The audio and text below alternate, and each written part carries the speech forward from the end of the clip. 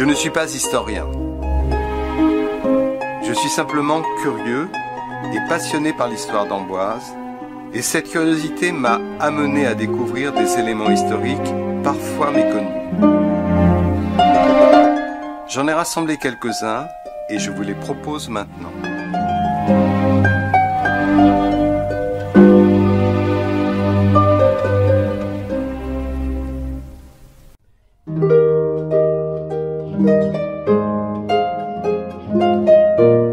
À la fin du XVe siècle, l'église Saint-Denis fut le lieu d'un événement d'une importance nationale assez peu connu.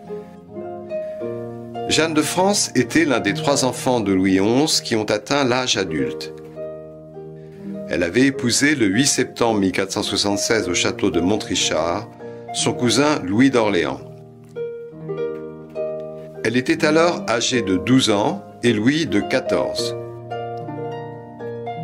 Louis XI aurait écrit au comte de Dampmartin au sujet de cette union : « Je me suis délibéré de faire le mariage de ma petite-fille Jeanne et du petit-duc d'Orléans, pour ce qu'il me semble que les enfants qu'ils auront ensemble ne leur coûteront guère à nourrir. » Elle aurait été atteinte de claudication et aurait eu une épaule plus basse que l'autre. Mais le 7 avril 1498, Charles VIII meurt à Amboise en heurtant du front une porte basse. Louis d'Orléans devient alors Louis XII, roi de France, et Jeanne, en principe, reine.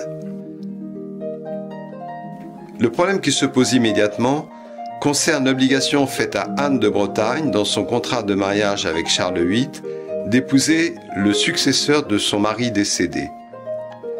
Cette situation met en jeu le maintien de la Bretagne dans le royaume de France. Louis XII entame alors une procédure d'annulation de son mariage avec Jeanne de France. Le tribunal ecclésiastique ouvre ses séances à la cathédrale de Tours le 19 juillet 1498 avec 3 juges désignés par le pape Alexandre VI Borgia, Louis d'Amboise, évêque d'Albi, le frère aîné de Georges d'Amboise, premier ministre de Louis XII, Georges d'Amboise lui-même, archevêque de Rouen qui préside le procès, et Fernand d'Almeida, nonce du pape en France. Mais le 20 septembre, une épidémie de peste se déclare à Tours et le tribunal se transporte dans l'église Saint-Denis d'Amboise où il siège pendant 3 mois. Louis XII affirme que son union avec Jeanne n'a toujours pas été consommée parce qu'elle est, je cite, « vicieux de corps et inapte à recevoir la semence virile ». Mais Anne ne se laisse pas faire et répond qu'aucun défaut corporel ne lui interdisait l'union charnelle et que son mariage avait été consommé. Cependant, le 17 décembre, le pape annule le mariage, considérant que, sans naissance, il n'y a pas de mariage. Le 8 janvier 1499, Louis XII épouse Anne de Bretagne. Jeanne se réfugie alors à Bourges, où elle forme l'ordre de l'Annonciade. Elle meurt en 1505, est béatifiée en 1742 et canonisée en 1950. Même si je sors un peu du sujet, je ne peux m'empêcher de vous parler du 3e mariage de Louis XII après la mort d'Anne de Bretagne à 36 ans le 9 janvier 1514. Le 9 octobre 1514, Louis XII épouse la sœur d'Henri VIII d'Angleterre, Mary Tudor. Elle est belle, elle a 18 ans, et lui est malade et a 52 ans.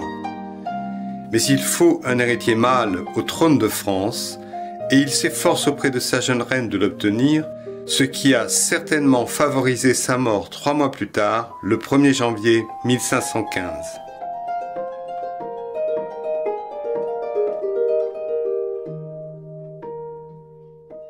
Vous avez sans doute remarqué à la sortie d'Amboise en allant vers Tours ces murs massifs de part et d'autre de la route. Ils faisaient partie d'un système de protection contre les inondations aujourd'hui inutilisé. En 1856, une très forte crue dont la marque rue Louis XII vous indique l'importance, a mené les autorités à étudier un système de protection de la ville d'Amboise contre les crues.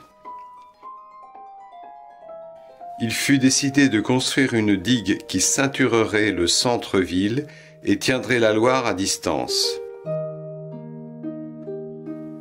Précédemment, comme on le voit sur ce tableau du peintre Justin Ouvrier, la Loire était au niveau de la ville.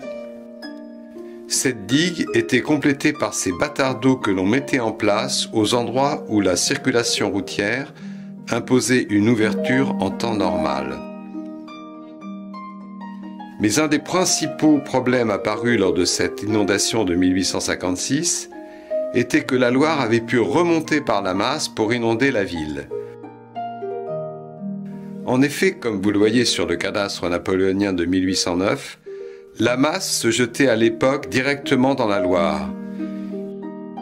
Il fut donc décidé d'installer sur la digue un système de clapets qui bloquerait la Loire dans sa remontée vers la Masse. Ce système de clapets est toujours présent.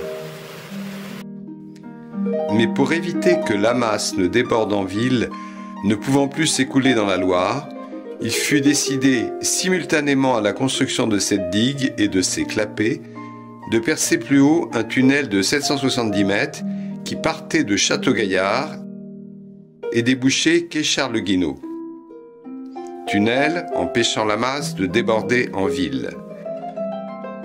Cet ensemble de travaux fut réalisé entre 1861 et 1866 et il était temps de le finir car il y eut en 1866 une très forte crue dont les dégâts à la périphérie d'Amboise furent importants, mais le centre-ville fut épargné.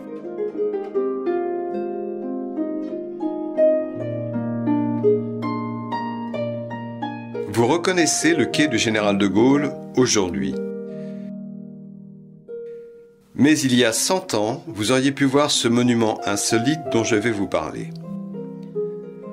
Lorsque l'on parle du château de Chanteloup, on pense surtout au duc de Choiseul. Mais un autre personnage célèbre l'occupa au début du XIXe siècle, Jean-Antoine Chaptal. En 1802, il achète Chanteloup, devenu bien national pendant la Révolution.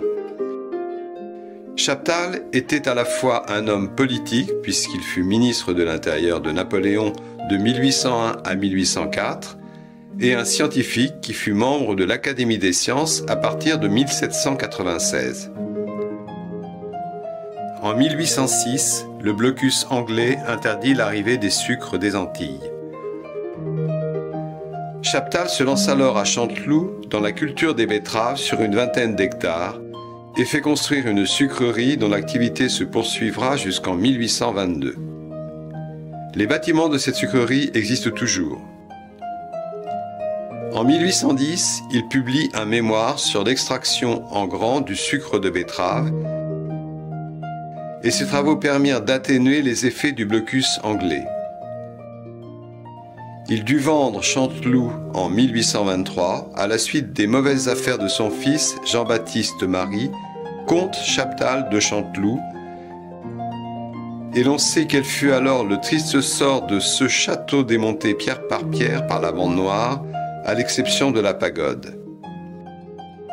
En 1835, les Amboisiens décidèrent l'érection sur ce qui s'appelait alors le Mail, d'une colonne à la mémoire du savant.